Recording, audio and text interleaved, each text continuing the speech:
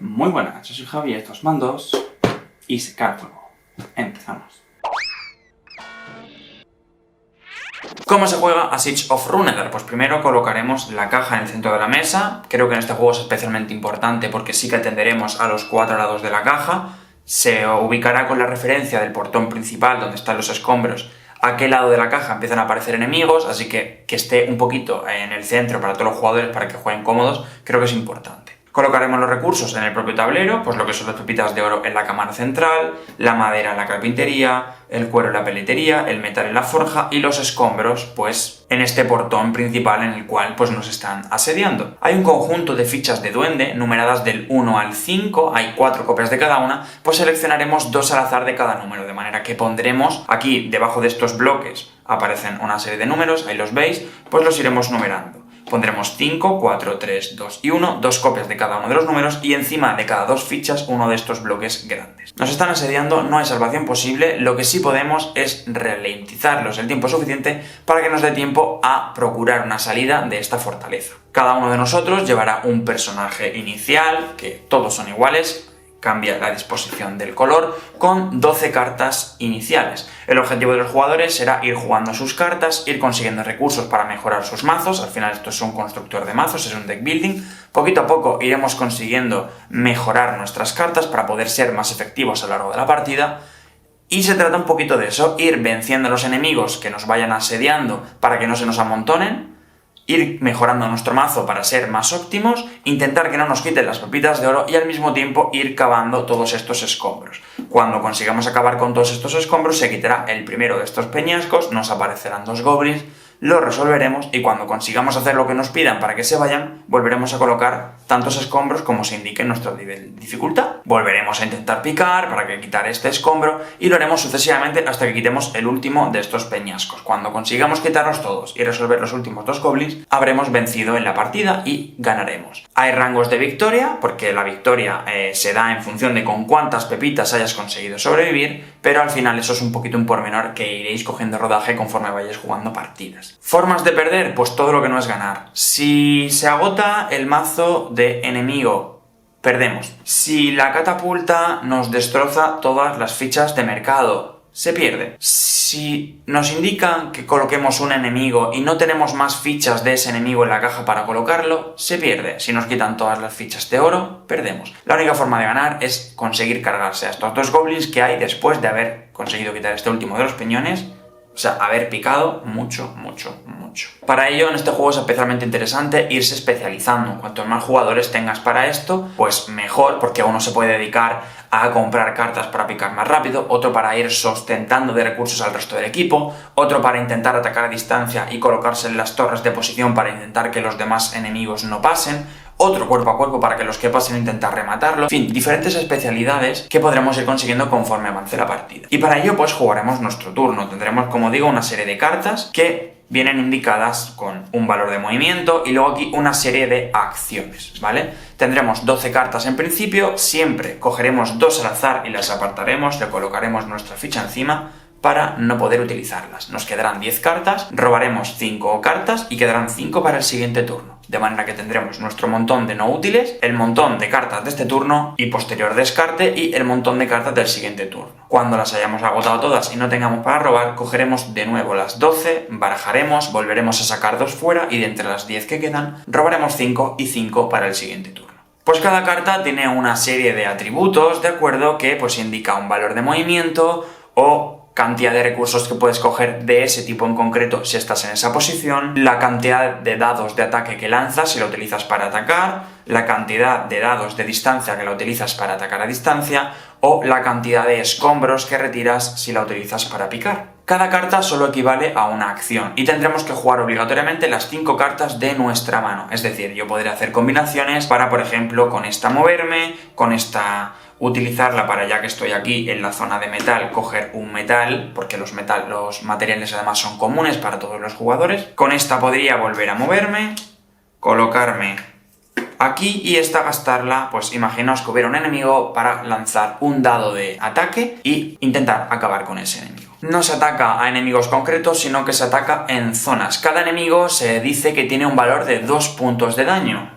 Si vemos y sacamos los dados tienen o bien el simbolito de la ballesta que se utiliza para los ataques a distancia, en el cual esto se considera éxito crítico y automáticamente acaba con la unidad enemiga. Todo lo que no sea una ballesta se considera fallo. Y al contrario, en los valores de ataque cuerpo a cuerpo, una ballesta es fallo y todo lo que no sea ballesta pues es un daño. Ocurre que yo puedo lanzar 2 dados y esto me sumaría 1 y 1 son 2, pues en cuyo caso, como cada enemigo tiene 2 de daño, pues me cargaría un enemigo. Pero si yo, por ejemplo, aquí tuviese 2 enemigos y al lanzar dados me saliese un 3 y un 1, como la sumatoria hace un valor de 4, son 2 de daño y 2 de daño y acabaría con los 4 de esta zona. Por eso digo que se ataca por zonas y no solo por enemigos. Tenemos la opción de atacar con dados individuales. Por ejemplo, juego esta carta, lanzo un dado, si lo mato al enemigo, pues no hay problema porque esta carta me quedaría para poder hacer otra acción. Y digamos que tengo esa segunda garantía de si no lo mato puedo lanzar otro dado, pero si lo mato esta carta me sirve para otra cosa. Pero también tengo la opción de jugar cartas a la vez y lanzar, por ejemplo, estas 2 cartas a la vez para lanzar directamente 2 dados. Si lo mato, pues habré desperdiciado una carta, a lo mejor, pero en este caso los dados sí que suman. Lo que os he comentado, si uno saca un 3 y el otro saca un 1, se considera que saca 4 daños. Sin embargo, si lo hacemos sumando, lanzamos 1 y saco un 1, después vuelvo a lanzar y saco un 3, en este caso no sumarían. Luego tenemos por aquí lo que es el mercado de cartas, que se trata de intentar ir comprando para mejorar nuestro propio mazo. Y tendremos por aquí pues diferentes rarezas. Las armas amarillas son las más débiles pero las más baratas, un punto intermedio, y las rojas las más caras pero también las más eficientes, aunque son mucho más específicas. Tendrán un coste en materiales, que es el indicado por la propia carta, más el que indica esta zona de tablero. Aquí, como estamos jugando al único jugador, se atenderá a esto. Si jugásemos a otros jugadores, se pondrían por el lado que correspondiera. Los materiales, como digo, son comunes, con lo cual yo puedo coger materiales para que los cogiese un segundo jugador. Sí que es cierto que cuando ese jugador compra esa carta, inmediatamente debe de sustituirla por una carta de su mano que aún no haya jugado. De manera que, si yo comprase esta carta, pues a lo mejor la podría sustituir por esta la perdería para el resto de la partida, y en este mismo turno podría utilizar la carta que he comprado. Dentro de nuestro mazo, además, tendremos 2 cartas de orco que podemos tener la suerte de haberlas sacado durante esa fase de sacar 2 del mazo, pero en cuyo caso de que no, si las tenemos en mano estaremos obligados a jugarlas al inicio de nuestro turno y nos dirán que por cada carta de orco que juguemos le daremos la vuelta a la primera carta del mazo de orco, indicándonos por dónde ponemos los enemigos, si se activa una catapulta, si se activa una torre de asedio o qué es lo que ocurre en cada una de las circunstancias que nos indique la propia carta. Si se nos activa la torre de asedio, pues por ejemplo se pondrá en el lado que indica, y cuando se vuelva a activar, estando en el lado. Las torres de asedio y las catapultas funcionan de la manera un poco parecida. Si por ejemplo se nos indica que se nos pongan por aquí, por la zona norte, se pondrán por aquí.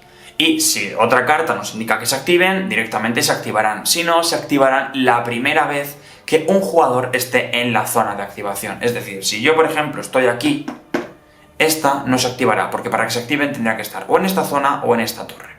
Dado el momento de activarse, la catapulta cogerá la primera carta de su mazo, que tendrá un número, y nos indicará cuál de las cartas del 1, 2, 3, 4 y 5 se destruirán. Por ejemplo, si yo sacase esta carta de catapulta, la primera carta quedaría destruida. Además perdería una pepita de oro y esta zona no se podría utilizar el resto de la partida. Si se destruyeran todas las filas del mercado, también perderíamos la partida. Lo que hace la torre de asedio tiene el mismo funcionamiento, pero lo que hace es que cuando se activa, la quitaremos y colocaremos un troll en la zona de escombros asociado a una de estas fichas pues, de triangulitos. Hay varias, se barajan al azar y la que toque, que te dirá la manera de vencer a este troll en concreto. En este caso, pues habría que hacerle 7 puntos de daño, que pueden ser de 1. En este caso, cada puntito de daño sí que contaría como daño, no así con los orcos, que tendríamos que hacer al menos 2 para poder matarlo. En este caso, cada punto de daño suelto sí que iría mermando a este troll. Para los ataques a distancia, digamos que hay un par de modos intermedios, uno como que no es muy oficial y el otro oficial.